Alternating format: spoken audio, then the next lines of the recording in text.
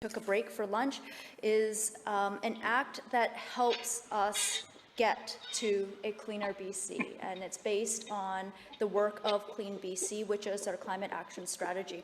Now, I won't rehash the information that I provided before, but I do want to re-emphasize that Clean BC is an exceptionally important climate action strategy, not only because it reduces emissions by electrifying our transportation system or increasing the emissions efficiency of our buildings, but also because it works to transition our economy away from fossil fuels and transition our economy towards a greener future.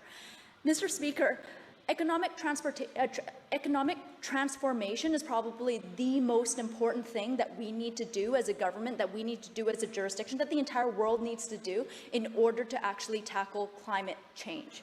Technology isn't the problem. It has never been the problem. We have had electric vehicles for decades. We have known for almost a century what we were doing with the fossil fuel industry and what we were doing with greenhouse gases.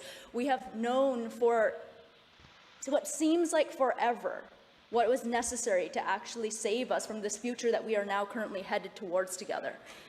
Our economic and financial system is captured by the fossil fuel industry. And I say this extremely seriously. It's not just BC. We see it across Canada. Canada was economically built on resource extraction. And I think that it's important to acknowledge that, and it's important to respect and be grateful for what resource extraction has done for our country, and be grateful for what petroleum products have brought to civilization. But just because we have come from a place where fossil fuels have been embedded into our economic and financial system doesn't mean that we need to continue forward in that way. We have to transition.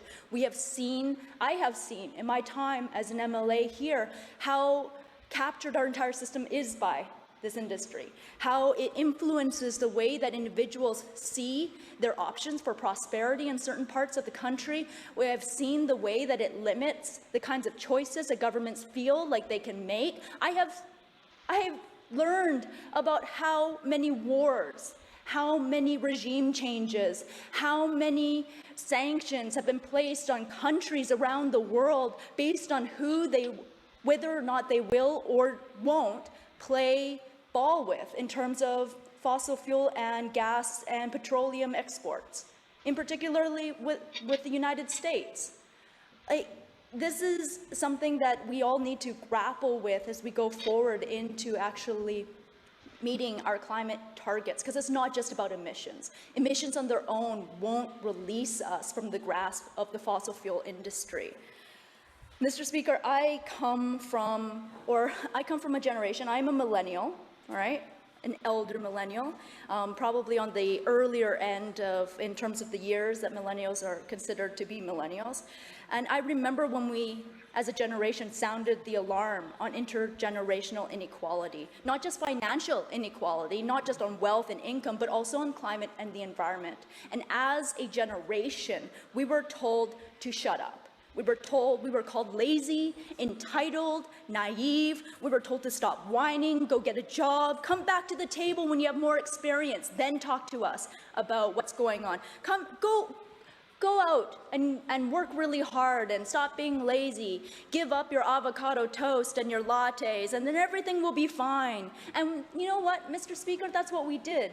We went out, we got jobs, and we put our concerns aside for a while, and we lived in smaller houses or smaller homes, and we rode our bikes, and we took public transit, and we composted and we recycled, and it didn't fix the problem. It did not fix the problem, and now we are back. But this time, we won't stay silent, and you can't get rid of us. We are in your workforce. We are in your streets. We are supporting people who are even younger than us and encouraging them to speak up, not sit down. And we are also in your city councils, and yes, we are in your legislatures.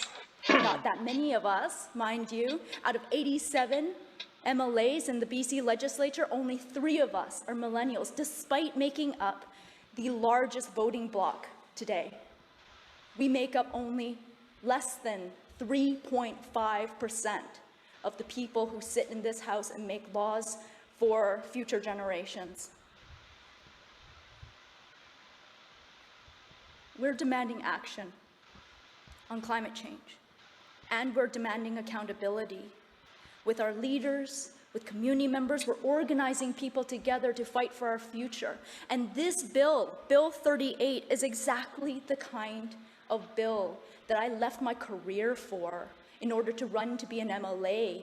And so I could stand in this House and support the incredible work that the Minister of Environment and Climate Action and the incredible members of the third party and all of the colleagues that I know sit in this House who support climate action.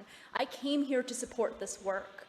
So I'm really proud to be able to vote for it. But I also have to say that it is not enough. BC is leading the continent on climate action, and yet it is still not enough. Not only because BC needs to do more, but also because the rest of the world needs to do more. Canada, the States, China, all of the different countries around the world need to be pulling together in order to do exactly the kind of things that we're striving to do right here under the leadership of the Minister of Environment and Climate Change. I know that the Minister knows this to be true because I have seen him fight every single day to make us better, make our province better, to encourage the country to be better, and to show himself and our province to be a leader on the world stage. So, Mr. Speaker, I'm very pleased to be able to support this bill, and I look forward to helping all of my colleagues in this House continue to be better as we move forward into a better future. Thank you.